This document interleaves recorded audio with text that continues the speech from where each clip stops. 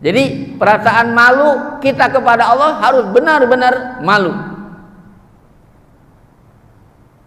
Mendengar sabda Rasulullah sallallahu alaihi wasallam, kemudian para sahabat dengan pedenya, apa pede? Percaya diri, ya, self confident. Dengan percaya dirinya menjawab, inna nastahyi minallahi walhamdulillah. Begitu. Sesungguhnya kami sudah mempunyai rasa malu kepada Allah, alhamdulillah, kata para sahabat. Ternyata ungkapan para sahabat itu kemudian ditolak oleh Nabi sallallahu alaihi wasallam. La laisa kadzalik, bukan itu maksudku, kata Rasulullah. Innal istihya'a minallahi haqqal haya. Sesungguhnya rasa malu yang teramat sangat kepada Allah Subhanahu wa taala itu adalah yang pertama, antahfazar ra'sa wa ma wa. Kalian menjaga kepala dan apa saja yang ada di kepala kalian. Ini kata Rasulullah. Jadi langkah yang pertama, kalau kita merasa memiliki rasa malu yang teramat sangat kepada Allah, jaga kepala kita dan apa-apa yang ada di kepala kita. Allah Allah Allah Allah, ma lana maulan siwa Allah.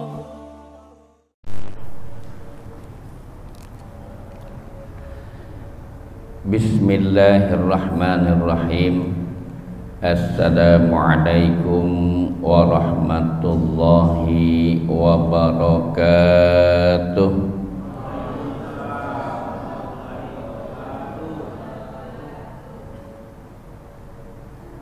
Daun salam kelapa sawit, yang jawab salam semoga banyak duit, amin.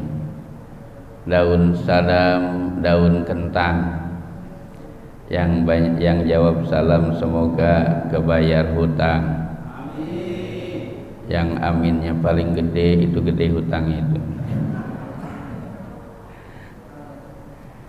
Alhamdulillahirabbil alamin, wa bihi nasta'inu ala umurid dunya waddin. Wassalatu wassalamu ala asyrafil anbiya'i wal mursalin, sayyidina wa maulana Muhammadin wa ala alihi wa sahbihi ajma'in. Amma ba'du. Hadratal muhtaramin, para alimil ulama wal hukama wal fuqaha, para asatiz dan asatizat yang dirahmati Allah, yang saya hormati Bapak Ketua Pengurus ataupun DKM Masjid Al-Mutmainnah beserta jajaran yang dirahmati Allah, yang saya hormati para pimpinan wilayah, Bapak Ketua RT dan RW yang dirahmati Allah, dan juga para sesepuh, bini sepuh, tokoh masyarakat, bapak-bapak, ibu-ibu, yang besar tak diimbau gelar, yang kecil tak dipanggil nama, yang kesemua kita insyaallah dirahmati Allah Subhanahu wa ta'ala, amin ya Allah ya Rabbal alamin. Apa kabar bapak-bapak, sehat? Alhamdulillah. Ibu sehat, Bu? Alhamdulillahirabbil alamin. Judul kultum kita pagi ini adalah malu kepada Allah. Jadi ada dua keyword, kata kuncinya. Yang pertama kata malu, yang dua kata Allah. Jadi malu kepada Allah. Sebelum kita masuk ke dalam pembahasan malu kepada Allah, maka izinkan saya membacakan sebuah hadis dari Rasulullah sallallahu alaihi wasallam, di mana beliau bersabda, arba'atu jawahir fi jismi bani Adam. Ada 4 intan permata yang mahal harganya yang ada pada diri seorang manusia. Bani Adam itu artinya kita manusia. Jadi Allah itu kalau mau memanggil manusia itu dengan banyak panggilan. Ada ya ayyuhan nas, wahai manusia. Ada juga ya ayyuhal insan, wahai manusia. Ada kalau di Al-Quran itu ya bani Adam, wahai manusia. Kalau di hadis qudsi biasanya pakai kata-kata ya bani Adam, wahai manusia. Jadi Bani Adam itu artinya kita manusia. Nah, kata Rasulullah, di dalam diri kita ini ada 4 intan permata yang sangat mahal. Karena dia mahal berarti harus kita jaga. Jangan sampai ada salah satunya yang hilang dari diri kita. Jangankan semuanya hilang, salah satunya aja hilang dari diri kita, itu bahaya. It is very dangerous, kata orang Bogor. Ya, sangat berbahaya. Apa itu? Kata Rasulullah SAW, jawahir itu yang pertama adalah al-aqlu, akal. Akal itu diberikan kepada manusia. Hewan tidak punya akal. Kita. Maka seseorang kalau kehilangan akal namanya apa? Gila. Jadi jangan sampai akal itu hilang. Makanya semua perbuatan-perbuatan yang bisa mengakibatkan hilangnya akal diharamkan oleh Allah Subhanahu wa ta'ala. Contohnya meminum minuman keras, mengkonsumsi narkoba, itu haram. Narkoba hanya halal buat ibu-ibu. Narkoba narik kolor bapak itu halal bagi ibu-ibu. Bu, serius amat bu. Ya, ibu suka narkoba ya bu? Suka. Ya, semua perbuatan, amalan atau aktivitas apapun yang bisa merusak akal itu diharamkan oleh Allah Subhanahu wa ta'ala. Yang kedua, ad-din, agama. Setiap manusia secara fitrah butuh agama. Makanya orang-orang primitif pun dia masih menyembah pohon, ya kan? Menyembah segala sesuatu yang bisa disembah. Karena apa? Memang ad-din, agama itu adalah fitrah manusia. Secara naluri manusia itu perlu terhadap agama. Dan alhamdulillah kita sudah ditujukan kepada agama yang benar, yaitu al-Islam. Ingat, fanatisme golongan tidak boleh. Fanatisme organisasi tidak boleh. Fanatisme mazhab tidak boleh. Tapi fanatisme agama itu bahkan harus. Karena setiap penganut agama mereka meyakini bahwa agama yang dianutnya adalah agama yang paling benar. Maka kita pun diajarkan oleh Allah Subhanahu wa ta'ala, inna dinna indallahil Islam. Sesungguhnya agama yang paling diridhoi oleh Allah Subhanahu wa ta'ala adalah agama Islam.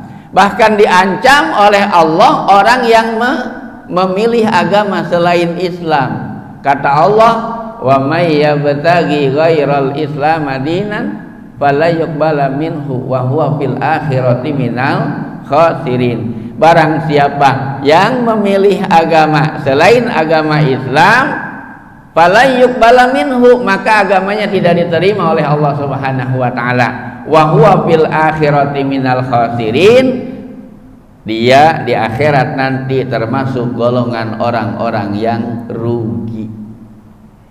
Rugi kalau kita memilih selain agama Islam. Maka itu kan ayat-ayat yang menunjukkan bahwa kita harus fanatisme agama, bahwa kita yakin seyakin-yakinnya agama Islam itu adalah agama yang paling benar. Bahkan seharusnya jangan mengatakan paling benar, agama yang benar. Karena kalau ada kata palingnya berarti ada komparasinya. Ya, ada komparasinya, ada pembandingnya. Hadirin kaum muslimin rahimakumullah, agama yang kedua itu merupakan apa? Jawahir atau jauhar, intan permata yang paling mahal yang ada dalam diri kita. Yang ketiga yang ada kaitannya dengan judul kultum kita pagi ini adalah al-haya, rasa malu. Rasa malu itu harus dipelihara, jangan sampai hilang. Karena kalau seseorang sudah hilang rasa malunya, maka dia nyaris seperti hewan. Bahkan mungkin lebih sesat daripada hewan. Ulaika kal an'am balhum adall. Mereka itu seperti hewan, bahkan lebih sesat daripada binatang. Jadi karena itu rasa malu harus dipelihara, jangan sampai hilang. Yang keempat, al-amalus shalih. Intan permata yang ada pada diri seseorang itu adalah amal soleh. Maka amal soleh itu harus diupayakan, harus dilaksanakan. Dan di dalam rangka melaksanakan amal soleh itu tidak boleh main-main, harus betul-betul keluar dari niat yang tulus ikhlas. Makanya kata para ulama, kalau amal soleh kita mau diterima oleh Allah Subhanahu wa Ta'ala, kita harus punya dua modal. Apa itu? Yang pertama khauf, yang kedua roja. Apa itu khauf? Khauf itu perasaan khawatir, perasaan takut kalau amal soleh yang kita lakukan itu tidak diterima oleh Allah Subhanahu wa Ta'ala. Jadi harus ada perasaan khawatir. Sebab apa? Sebab seseorang yang beramal soleh, kemudian amal solehnya itu dia dilandasi atas dasar khauf, rasa khawatir, amal solehnya tidak diterima oleh Allah, maka dia akan berhati-hati ketika dia melakukan sebuah amal soleh. Orang yang punya perasaan takut, khawatir kalau amal solehnya tidak diterima, pasti hati-hati dalam beramal soleh. Contoh orang yang mau berwudu, dia takut sekali, khawatir kalau wudunya tidak sah, maka dia berhati-hati memilih air yang tahirun mutahhir, suci dan mensucikan, kemudian membasuh seluruh anggota wudu yang wajib dibasuh. Anggota wudu yang wajib dibasuh itu ada berapa? Yang wajib nih ya, yang wajibnya kan ada 5 sesuai dengan Al-Quran. Apa kata Quran? Ya ayyuhalladzina amanu idza kumtum ila shalah faghsilu wujuhakum.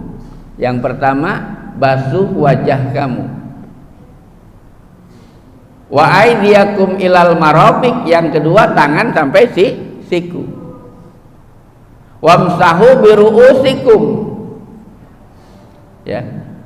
Wamsahu biru'usikum, kemudian usaplah kepalamu. Wa arjulakum ilal ka'bain, dan kedua kakimu sampai mata kaki. Mohon maaf, bukan 5, berarti 4. Wajah, apalagi tangan, kemudian kepala dan kaki, itu wajib dibasuh.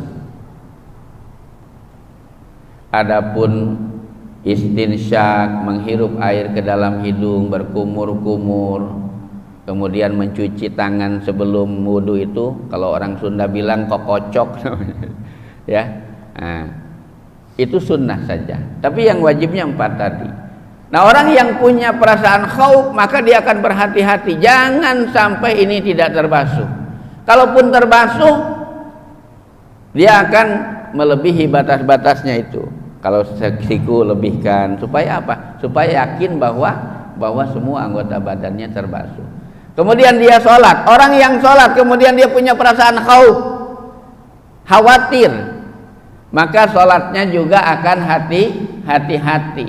Dia luruskan niatnya karena Allah Subhanahu wa ta'ala. Kemudian apa lagi? Kemudian dia jaga bacaan-bacaannya, khususnya bacaan yang wajib. Dia jaga jangan sampai salah mengucapkan. Kemudian dia jaga gerakan-gerakannya, jangan sampai ketinggalan tumakninahnya. Semuanya dijaga. Dia jaga kebersihannya. Kebersihan apa?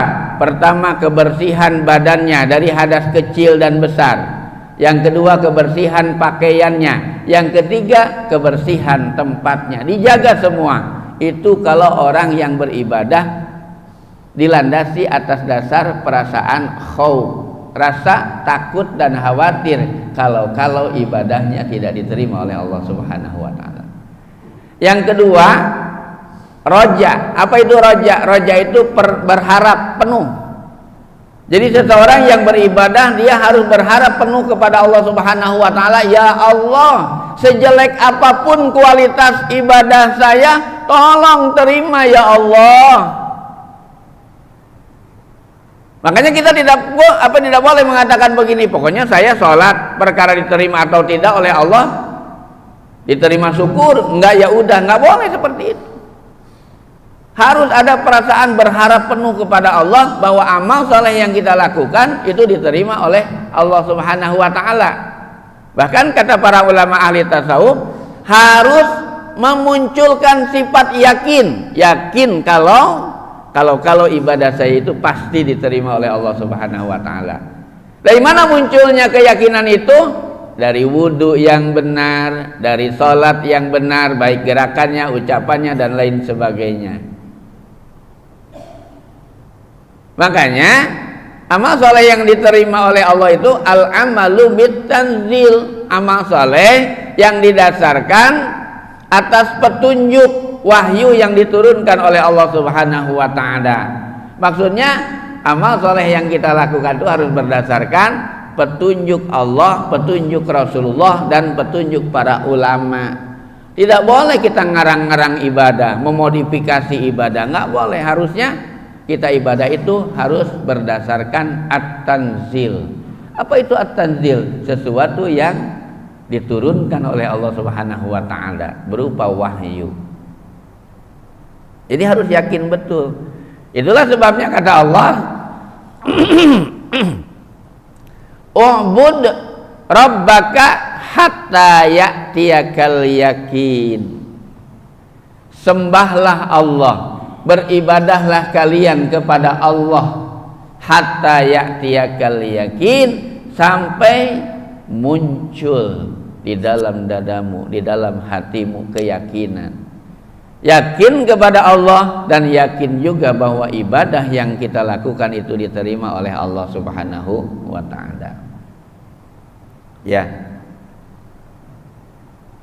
Jadi ada berapa, Bu? Intan permata yang ada pada diri kita ada 4. Ya. Ayo kita review lagi. 1 apa? 1 akal, 2 agama, 3 rasa malu, dan 4 amal soleh. Tapi kata Rasulullah Shallallahu Alaihi Wasallam,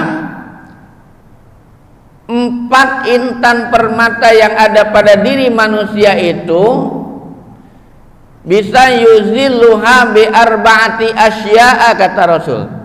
Bisa hilang dengan 4 perkara lagi. Hati-hati. Yang 4 itu bisa hilang begitu saja dengan 4 perkara. Oleh karena itu kita jangan melakukan 4 hal ini. Agar apa? Agar permata yang ada pada diri kita ini tidak hilang. Yang pertama, al-aqlu yuzilluhul ghadab. Akal itu bisa hilang dengan marah. Dengan marah. Makanya jangan marah. Orang yang marah sering disebut kehilangan akal sehat. Orang marah itu hilang akal sehatnya. Maka Rasulullah SAW berpesan, la taghdab walakal jannah. Jangan marah, maka surga akan ada dalam genggamanmu. Orang pemarah itu nggak akan masuk surga, Bu. Kok begitu, Pak Ustadz? Iya, karena kata Allah, ciri-ciri orang yang bertakwa itu yang akan dimasukkan ke dalam surga itu apa? Alladzina yunfiquna fis sarra'i wad dharra'i wal kadziminal ghaidz wal 'afina 'anil nas. Orang yang bertakwa yang sudah disediakan surga baginya itu cirinya pertama istiqomah di dalam bersedekah. Istiqomah, sedekahnya itu istiqomah walaupun jumlahnya sedikit. Ya, jumlahnya sedikit, setiap hari 5.000, tapi terus istiqomah setiap hari 5.000. Itu lebih baik daripada sekali sedekah 3 juta 30 tahun nggak sedekah lagi. Lebih baik 5.000 tiap hari dicicil tapi rutin. Mana dalilnya? Kata Rasulullah sallallahu alaihi wasallam, khairul a'mal indallahi adwamuha wa in qalla. Sebaik-baik amal itu adalah yang rutin, yang istiqamah, yang konsisten, wa in qalla, walaupun sedikit. Ibu bapak yang rajin sholat berjamaah ke masjid ini, setiap waktu bawa uang 2.000 rupiah saja, masukkan ke kotak amal, tapi rutin setiap waktu. Subuh 2.000, zuhur 2.000, asar 2.000, maghrib 2.000, isya 2.000. Satu hari berarti 10.000 rutin. Maka itu akan lebih dihargai Allah daripada sekali banyak kemudian nggak pernah sedekah lagi. Ya, yang kedua apa? Ciri orang yang bertakwa itu wal kaziminal ghaidz, yaitu orang yang pandai menahan amarahnya. Bukan tidak pernah marah, ada muncul suatu ketika perasaan marah, tapi dia mampu mengendalikan. Itulah ciri orang yang bertakwa. Karena apa? Sekali marah meledak-ledak, maka terancam dihapus dan dicoret dari daftar penghuni surga. Na'udzubillah. Hati-hati, la taghdab walakal jannah. Jangan marah, karena marah itu akan menyebabkan kita terusir dari surga. Ibu bapak yang dirahmati Allah Subhanahu wa taala, jadi akal bisa hilang dengan marah. Yang kedua, ad-din. Ya.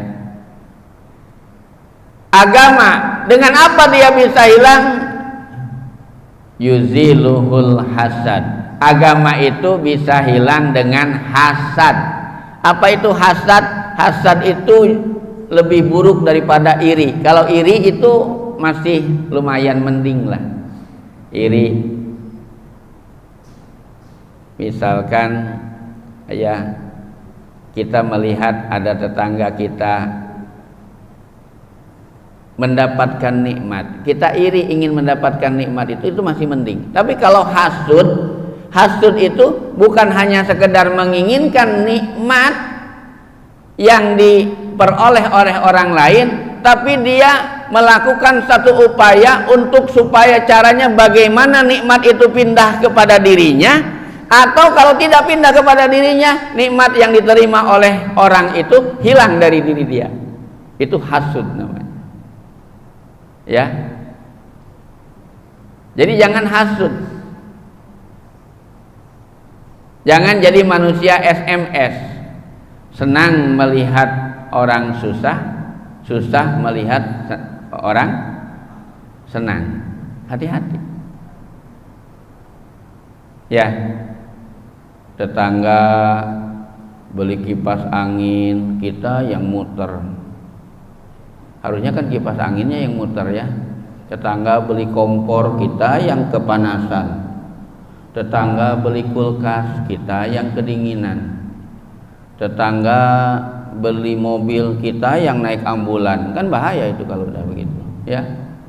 Ya, naik mobil juga cuman mereknya ambulan kan. Jangan sampai hasud itu tidak bagus, ya. Itu menghilangkan agama kita. Artinya apa? Antara agama dengan hasad itu sesuatu yang kontradiktif, yang tidak akan pernah ada pada diri seseorang secara bersamaan. Kalau seseorang agamanya bagus, dia tidak ada hasud. Tapi kalau ada hasud berarti agamanya ikut hilang. Nauzubillah. Jadi hati-hati, jangan hasud. Yang ketiga, al-haya. Al-haya itu rasa malu. Bisa hilang dengan apa dia? Al-haya yuzilluhut toma. Rasa malu itu bisa hilang dengan sifat tamak bin rakus alias serakah. Orang yang serakah itu hilang rasa malunya, Pak. Ya, contoh kecil, nggak usah jauh-jauh kita mencari contoh kecil, ya. Tetangga kita hajatan, kita kondangan rame-rame, betul. Orang yang tamak itu hilang rasa malunya ketika antri prasmanan, ya. Prasmanan itu bahasa Inggrisnya darling, dahar nguriling, ya kan itu. Ya, orang yang tamak itu nggak memikirkan antrian di belakang masih banyak, ya. Nasi ambil sebanyak-banyaknya. Ada lauk, dari setiap lauk itu kan pilihan sebetulnya. Ini diambil semua, mau senang mau enggak, ya kan, mau suka mau tidak, ambil semua. Sampai kayak gunung piringnya itu kan, ya. Ya, Masya Allah. Itu orang tamak itu nggak punya rasa malu, hilang rasa malunya, ya kan? Ya. Lebih jauh lagi, ya, seorang pejabat hilang rasa malunya kalau tamak itu. Ketika kampanye dia janji begini dan begitu kepada masyarakatnya supaya dipilih. Sudah duduk dia lupa dengan janjinya. Selesai periodenya nyalonin lagi. Janji lagi, lupa kalau itu. Padahal sekarang itu kan banyak jejak digital. Hati-hati kalau janji itu. Jejak digitalnya ada.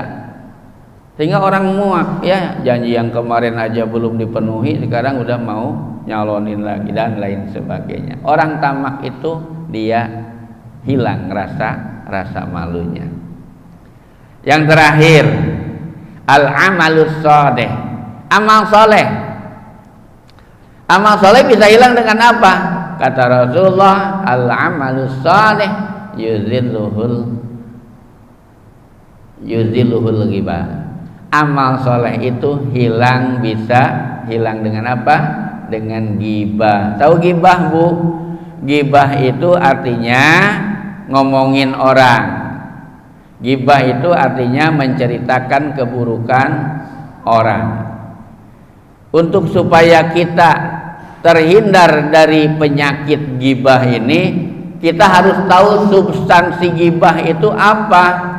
Kata Allah Subhanahu wa taala, ayyuhibbu ayyakula lahma akhihi maitan fakarihtumu. Ingat, ghibah itu sama dengan kalian memakan bangkai saudaramu sendiri. Fakarihtumu, maka kalian pasti akan merasa jijik. Kalau kita tahu substansi ghibah itu, maka kita akan merasa jijik melakukan ghibah. Kenapa? Karena Allah Subhanahu wa taala mempersamakan ghibah itu dengan kanibalisme, memakan bangkai saudara kita. Ada tetangga meninggal dunianya lagi tidak ketahuan. Sudah seminggu udah bau busuk baru ketahuan meninggalnya, karena dia tinggal sendiri di rumahnya umpamanya. Ya. Begitu datang kita nengok bangkainya yang sudah busuk, disuruh makan, kira-kira mau apa tidak? Pasti kita menolak. Pasti kita marah-marah sama orang yang nyuruh makan. Kamu gila apa, makanya saya suruh makan ini. Disuruh makan bangkai tidak mau, tapi gibah setiap hari. Padahal esensi gibah dengan memakan bangkai itu sama. Ya. Jadi jangan gibah. Gibah itu bisa menghilangkan amal soleh. Artinya apa? Sebanyak apapun amal soleh kita, sholat 5 waktu tidak pernah tertinggal, ditambah dengan sunnahnya, ya, sunnah rawatib dan sunnah nawafilnya kita kerjakan. Kemudian sedekah, bukan hanya zakat, sedekahnya, infaknya kita lakukan. Umroh tiap bulan, haji tiap tahun. Tapi dia hobinya ghibah, maka amal yang sebanyak itu akan hilang begitu saja dari diri kita. Na'udzubillah. Itulah 4 hal yang ada pada diri kita dan akan hilang dengan perbuatan kita sendiri. Kita review lagi. Akal hilang dengan marah. Kemudian apa lagi? Agama hilang dengan hasud. Kemudian apa lagi? Malu hilang dengan tamak. Kemudian amal soleh hilang dengan hasud. Dengan apa? Dengan apa, Pak? Dengan ghibah, betul. Mohon maaf. Ibu bapak yang dirahmati Allah Subhanahu wa taala, sekarang baru kita masuk ke dalam malu kepada Allah. Tadi dikatakan bahwa ternyata rasa malu itu adalah sebuah intan permata yang mahal harganya. Karena seseorang ketika kehilangan rasa malu, maka dia akan apa? Dia akan nyari seperti hewan.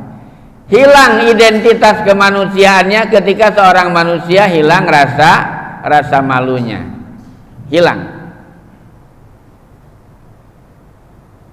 Dan kemudian ada kabar bahwasanya di akhir zaman ini rasa malu akan dicabut oleh Allah Subhanahu wa taala, terutama rasa malu kepada wanita. Oleh karena itu hati-hati. Dan sekarang sudah terbukti banyak para perempuan yang tidak punya rasa malu. Pakai jilbab, baju ketat, ya kan? Main TikTok sambil joget-joget. Ya, nggak malu.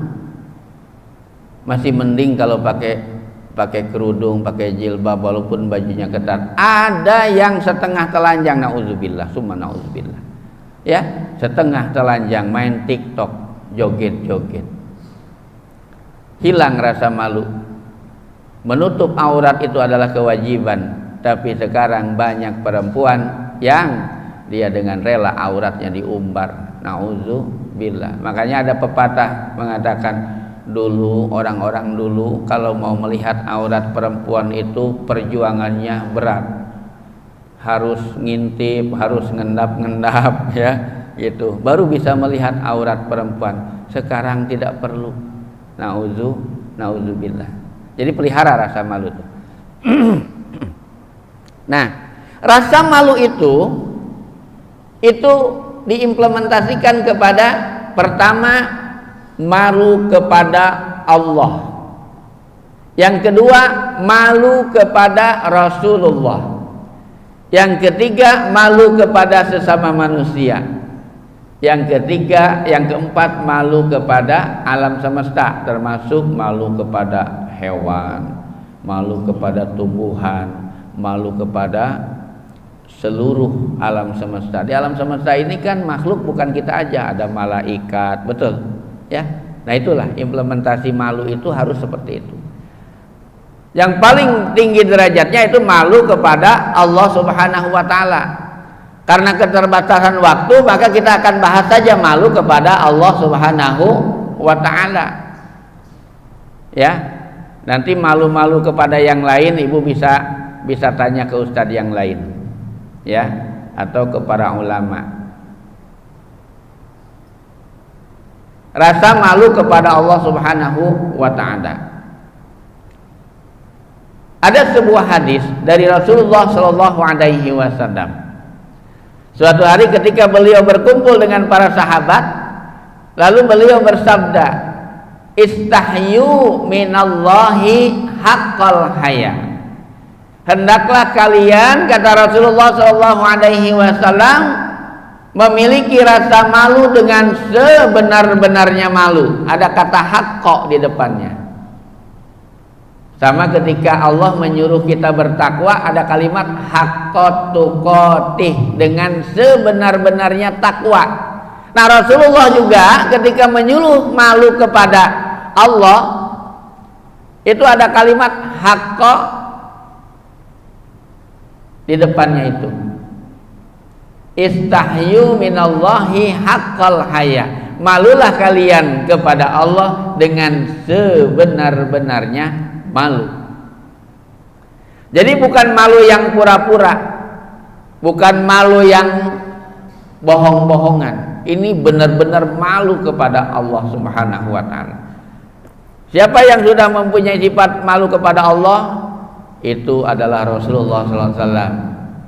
Wa kana sallallahu alaihi wasallam syadidal haya wa tawadu. Di Al-Barjanji ada itu, ya. Sesungguhnya Rasulullah SAW itu memiliki perasaan malu yang teramat sangat, khususnya malu kepada Allah Subhanahu wa taala. Syadidal haya wat tawadhu. Rasa malunya itu begitu besar, dan ketawaduan. Apa tawadu? Tawadu itu rendah hati, ya, bukan rendah diri. Sering ada yang menerjemahkan tawadu rendah diri. Kalau rendah diri itu penyakit, namanya penyakit minder. Rendah diri. Itu rendah hati tawadu itu. Bukan tawadu kata orang Sunda. Orang Sunda bilang tawadu tara mawa duit, kemana-mana cari gratisan. Ya, tawadu. Jadi perasaan malu kita kepada Allah harus benar-benar malu. Mendengar sabda Rasulullah SAW, kemudian para sahabat dengan pedenya, apa pede? Percaya diri, ya, self confident. Dengan percaya dirinya menjawab, inna nastahyi minallahi walhamdulillah. Begitu. Sesungguhnya kami sudah mempunyai rasa malu kepada Allah, alhamdulillah, kata para sahabat. Ternyata ungkapan para sahabat itu kemudian ditolak oleh Nabi SAW. La laisa kadzalik, bukan itu maksudku, kata Rasulullah. Innal istihya'a minallahi haqqal haya. Sesungguhnya rasa malu yang teramat sangat kepada Allah Subhanahu wa taala itu adalah yang pertama, antahfazar ra'sa wa ma wa.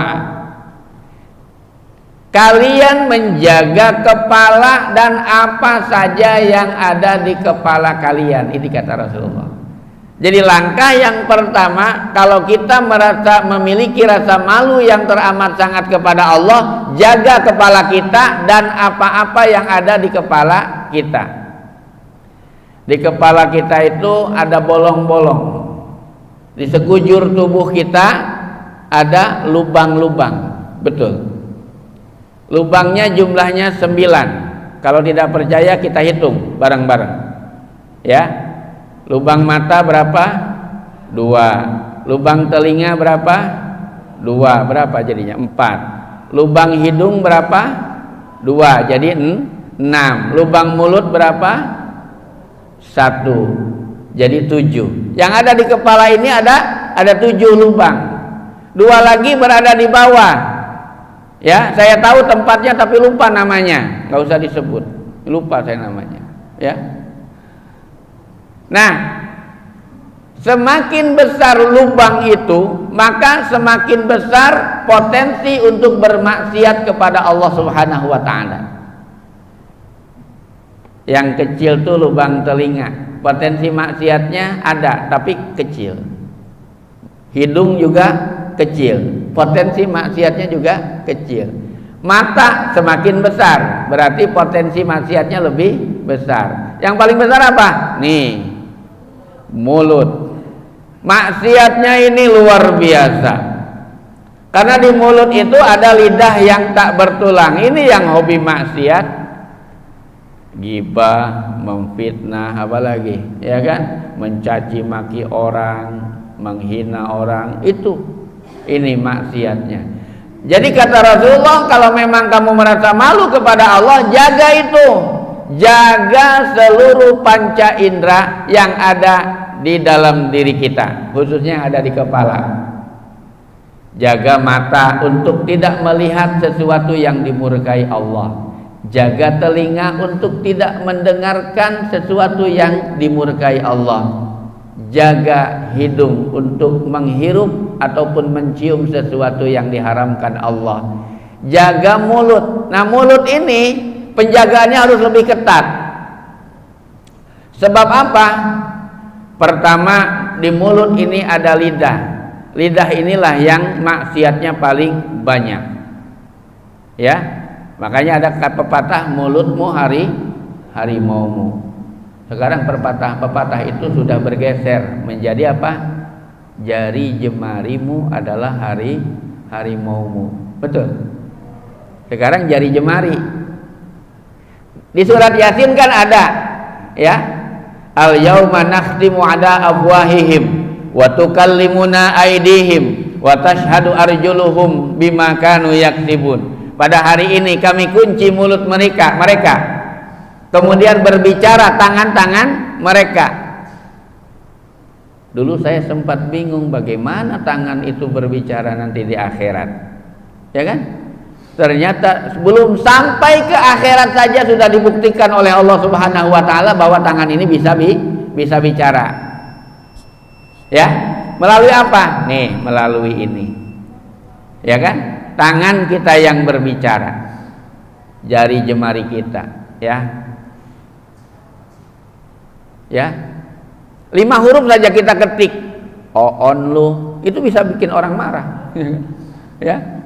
On lu, cuman gitu aja, orang pasti marah itu, ya kan? Karena on lu itu singkatan dari blow on lu, gitu kan ya? Marah orang, karena jari, ya, betul, ya. Bahlul ente, ya kan? Ngetiknya enak, bahlul ente kan itu, orang bisa marah. Nah, dengan jari jemari, ya. Jadi hati-hati. Ini mulut. Kemudian maksiat mulut apa? Karena maksiat mulut ini adalah apa? The gate of the stomach. Apa the gate of the stomach? Pintu gerbangnya perut. Oleh karena itu, melalui mulut inilah masuk makanan dan minuman. Makanan dan minuman itu terdiri dari 2. 1 makanan dan minuman yang halal, 2 makanan dan minuman yang haram. Jadi tugas kita menjaga mulut itu dari perbuatan maksiatnya lisan dan dari perbuatan maksiatnya memasukkan makanan dan minuman yang haram ke dalam diri kita. Jaga itu. 1. Jadi kalau kita merasa malu kepada Allah, tugas kita apa? Menjaga kepala ini dan apa-apa yang ada di kepala kita. Maksudnya menjaga panca indera yang ada pada kepala kita. Jaga. Jangan sampai dia melakukan maksiat kepada Allah. Yang kedua, ciri orang yang punya rasa malu kepada Allah Subhanahu wa taala itu wa antah fazal batna wa ma hawa. Kalian jaga perut kalian, kata Rasulullah SAW, dan apa-apa yang berada di dalam perut. Bu, maksiat perut apa? Tadi, maksiat perut adalah kemasukan barang haram, kemasukan makanan dan minuman yang haram. Karena sekali perut kita kemasukan sesuatu yang diharamkan Allah, kemudian kita tidak bertaubat sampai meninggal, maka kullu lahmin nabata 'anil haram fannaru aula bih. Setiap daging yang tumbuh dari makanan ataupun minuman yang haram, maka nerakalah yang paling utama untuk membakarnya. Hati-hati. Nah, kemudian di perut ini ada apa? Ada pusar. Tahu pusar? Udel kata orang Jawa. Ujal. Ini perasaan pernah saya sampaikan di sini ya. Perasaan pernah saya sampaikan di sini. Nah, apa? Kita ukur sejengkal di atas udel. Sejengkal ke atas, sejengkal ke bawah. Satu jengkal di atas udel ada apa, Bu? Ada hati. Di sini itu ada hati. Maka hati harus dijaga. Kemarin sudah saya sampaikan tentang jenis-jenis hati ya, yang 6 itu. Ada hati yang mati, ada hati yang gelap, ada hati yang apa? Yang bermasalah lah, berpenyakit. Jaga hati. Kemudian sejengkal ke bawah itu ada mohon maaf, ada alat kelamin. Jaga supaya tidak melakukan maksiat kepada Allah. Seseorang mendapatkan jaminan masuk surga selama dia tidak melakukan perbuatan zina. Kata Rasulullah SAW, man yadmanu li ma baina lahyaihi wa ma baina fakhizaihi admanu lahul jannah. Barang siapa yang bisa menjamin karena aku, kata Rasulullah, dia bisa menjaga mulutnya dan bisa menjaga apa-apa yang berada di kedua pahanya, maka aku jamin dia pasti masuk surga. Jadi jaga mulut, jaga kehormatan kita, maka kita akan mendapatkan jaminan dari Rasulullah SAW, kita akan masuk surganya Allah Subhanahu wa taala. 2. Jadi jaga apa? Jaga perut. Yang ketiga, masih ingat? Karena ini sudah sampaikan. Masih ingat yang ketiga apa? Walitazkuril mauta wal bila. Mengingat mati dan mengingat akan busuknya jasad kita di dalam liang kubur. Itu yang harus kita ingat. Ini ciri-ciri orang yang punya rasa malu kepada Allah. Mengingat mati itu akan menghidupkan hati. Mengingat mati itu positifnya dia akan menambah semangat kita untuk lebih meningkatkan ibadah dan ketakwaan kita kepada Allah Subhanahu wa taala. Orang yang ingat mati, dia akan senantiasa bersikap positif dalam segala hal. Seorang pejabat yang suka ingat mati, dia tidak akan korupsi. Untuk apa saya korupsi banyak-banyak, toh sebentar juga saya mati. Ya, seorang pedagang yang selalu ingat mati, dia tidak akan mengurangi timbangan. Untuk apa saya dagang curang, toh sebentar lagi mau mati. Ya, jadi apapun kita, kalau kita selalu mengingat mati, maka insya Allah itu akan berdampak positif pada akhlak kita. Orang yang selalu ingat mati itu dia tidak akan berdusta, dia akan senantiasa jujur. Taruhlah ada kesempatan untuk kita bermaksiat, tidak ada seorang pun, tapi ketika dia ingat mati, maka dia tidak akan memanfaatkan kesempatan yang baik untuk melakukan maksiat kepada Allah Subhanahu wa taala. Jadi ingat mati. Kemudian kata Rasulullah wal bila. Bila itu artinya proses pembusukan jasad kita di dalam liang kubur. Ya. proses pembusukan. Makanya mungkin bilatung itu dari situ kali ya. Ya. Sesuatu yang busuk, daging yang busuk itu akan muncul binatang-binatang kecil namanya bilatung kalau kata orang Sunda. Kalau orang Indonesia bilangnya belatung ya. Bilatung. Jadi ingat, nanti tubuh kita ini akan keluar belatung-belatung yang menjijikan. Kalau sudah begitu, apa yang mau kita sombongkan? Ingat mati, malu kepada Allah. Nah, kalau 3 ini sudah dilakukan oleh seseorang, maka kata Rasulullah SAW, "Faman fa'ala dzalika faqad istahya aminallahi haqqal haya."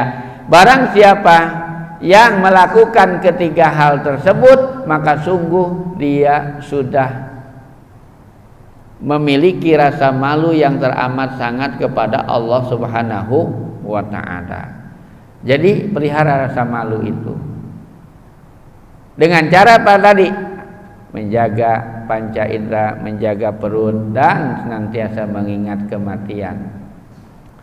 Ibu bapak yang dirahmati Allah Subhanahu wa ta'ala, ketiga hal inilah yang kemudian dilakukan oleh para sahabat. Kan sahabat Rasul itu begitu, ketika mendapatkan perintah dari Rasulullah SAW segera langsung amalkan. Sahabat Abu Bakar bahkan setiap hari senantiasa mengamati sudahkah ada wahyu yang turun dari Allah Subhanahu wa ta'ala. Selalu bertanya kepada Siti Aisyah anaknya, adakah wahyu turun kepada Rasulullah SAW? Untuk apa beliau menanyakan wahyu yang turun? Mau diamalkan. Setiap kata-kata dari Rasulullah itu selalu diamalkan oleh para sahabat. Nah, kita yang sekarang mengaku umatnya Rasulullah SAW, maka ketika kita mendapatkan perintah ini dari Rasulullah, maka laksanakan. Jangan hanya sekedar ngaku saja umat Nabi, tapi perintahnya, amanatnya, wasiatnya tidak pernah kita lakukan, ya. Laksanakan. Apalagi sebentar nih, hari ini ya sudah masuk Rabiul Awal kalau tidak salah, tanggal 1 nih. Ya, sebentar lagi kita mau memperingati Maulid Nabi besar Muhammad sallallahu alaihi wasallam di bulan Rabiul Awal ini. Ya. Bu, Ibu punya harapan apa kepada Rasulullah sallallahu alaihi wasallam? Kita sebagai umat Nabi ini harus punya harapan dong. Sebab Nabi juga, Rasulullah juga punya harapan terhadap kita. Ya, betul. Rasulullah sallallahu alaihi wasallam adalah satu-satunya Nabi yang paling mencintai Rasulullah, yang paling mencintai umatnya. Sangat sayang beliau kepada kita. Dan harapan terbesarnya tidak ada satupun kalau bisa di antara umatnya yang masuk ke dalam nerakanya Allah Subhanahu wa ta'ala. Bahkan beliau rela menunda doanya untuk kemudian nanti dipanjatkan di hadapan Allah di akhirat nanti sebagai syafaat bagi kita umatnya. Kalau Rasulullah SAW punya harapan penuh terhadap kita, maka kita pun selaku umatnya harus punya harapan penuh kepada Rasulullah SAW. Apa harapan kita? Harapan kita ini yang pertama, harapan ketika di dunia. Allahumma rzuqna fid dunya ziyaratah. Wahai Allah, karuniakan kepada kami di dunia ini bisa berziarah ke makam Nabi SAW. Itu harapan kita. Bohong kalau kita mengaku umat Nabi, tapi kita tidak punya keinginan sedikit pun untuk bisa pergi ke makam Nabi SAW. Di mana? Di Madinah. Untuk berziarah ke makam Nabi itu caranya kalau tidak haji ya umroh. Tanamkan Bu keinginan untuk bisa berziarah ke makam Nabi. Karena kata Rasulullah, man zaroni ba'da mamati faka'anna mazaroni fi hayati. Barang siapa yang berziarah kepadaku setelah aku wafat, maka sama saja dia berkunjung kepadaku pada saat aku masih hidup. Jadi Rasulullah itu sekarang hidup. Satu, harapan kita. Yang kedua, harapan di akhirat. wa fil akhirati syafa'atah. Kita berharap di akhirat mendapatkan syafaat Rasulullah sallallahu alaihi wasallam. Dengan cara apa? Dengan cara pertama ihya'us sunnah, menghidupkan sunnah-sunnah Rasulullah sallallahu alaihi wasallam. Yang kedua bikasratis sholawat, memperbanyak sholawat kepada Nabi sallallahu alaihi wasallam. Kata Rasul, inna aulan nasi bi yaumal qiyamah, sesungguhnya orang yang paling aku prioritaskan di akhirat nanti untuk mendapatkan syafaat yaitu orang yang paling banyak membaca sholawat. Ya. Dan yang ketiga, harapan ketika di surga, wabil jannati ru'yatahu wa murafaqatah. Harapan kita di surga semoga kita bisa berjumpa dengan Nabi dan kemudian bisa duduk di majelisnya Nabi sallallahu alaihi wasallam.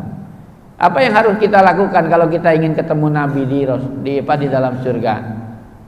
Yang pertama adalah kita harus meniru akhlak beliau.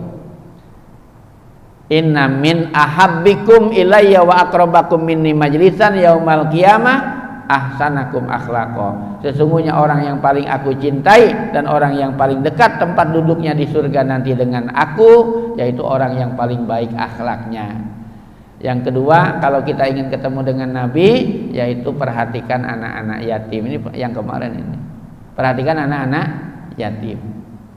Ana wa kafilul yatim fil jannah hakaza wa asyara bisyababa wal wusta farraja bainahuma. Aku dan orang-orang yang suka menyantuni anak yatim di surga, keadaanku bagaikan jari telunjuk dan jari tengah. Saking dekatnya kita dengan Rasulullah SAW. Itulah 3 harapan kita sebagai umat Rasulullah.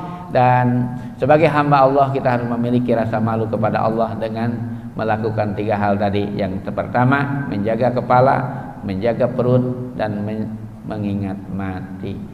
Sudah jam 6:10, saya pikir isyraq sudah lewat. Cukup saya pikir ya. Mohon maaf. Itu saja yang bisa disampaikan. Semoga ceramah singkat ini bisa menambah semangat kita untuk lebih meningkatkan kualitas ketakwaan kita kepada Allah Subhanahu wa taala. Mari kita sama-sama tutup dengan doa. Allahumma salli ala sayyidina Muhammadin fil awwalin wal akhirin wa sallim wa radhiyallahu tabaraka wa ta'ala an kulli sahabati Rasulillah ajmain. Bismillahirrahmanirrahim. Alhamdulillahi rabbil alamin. Hamdan yuwaffi ni'amahu wa yukafi'u mazidah. Ya Rabbana lakal hamdu kama yanbaghi li jalali wajhikal karim wa 'azimi sultanik. Allahumma salli ala sayyidina Muhammad wa ala ali sayyidina Muhammad. Allahumma arzuqna fid dunya ziyaratahu fil akhirati syafa'atahu fil jannati ru'yatahu wa murafaqatahu. Allahumma ij'alna minal ulama'il 'abidin al-muttaqin as-salihin ta'ina lillahi wa rasulih warfa' darajatana wa tawil umurana wa sahih jasadana wa nawwir qulubana wa tsabbit imanana wa ahsin a'malana wa wasi' arzaqana wa akthir amwalana wa habib lana nas ajma'in. Rabbana atina fid dunya hasanah wa fil akhirati hasanah wa qina adzabannar. Wa sallallahu ala khairi khalqihi Muhammad wa ala alihi wa sahbihi wa sallam. Subhana rabbika rabbil izzati amma yasifun wa salamun alal mursalin walhamdulillahi rabbil alamin. Taqabbalallahu minkum. Taqabbal ya karim. Assalamualaikum warahmatullahi wabarakatuh.